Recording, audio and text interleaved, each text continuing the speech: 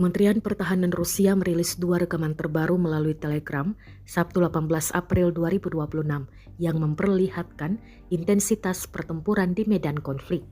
Rekaman pertama menampilkan momen menegangkan di kawasan lembah Dnieper. Dalam video tersebut, para pejuang Rusia yang berada di atas kapal cepat menghadapi serangan bertubi-tubi dari drone kamikaze milik Angkatan Bersenjata Ukraina. Salah satu kru menjadi target langsung hingga 10 drone sekaligus. Namun di tengah situasi genting, kru tersebut tetap tenang dan berhasil menghancurkan seluruh drone yang menyerang. Sementara itu, rekaman kedua memperlihatkan rangkaian operasi dari operator drone FPV Rusia yang tergabung dalam kelompok selatan. Dalam aksinya, mereka mengidentifikasi dan menyerang sejumlah target prioritas milik Ukraina.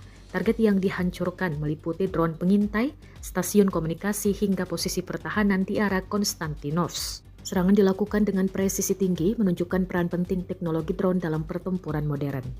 Rilis 2 video ini kembali menegaskan meningkatnya penggunaan drone di garis depan sekaligus menggambarkan ketatnya persaingan teknologi militer antara kedua belah pihak.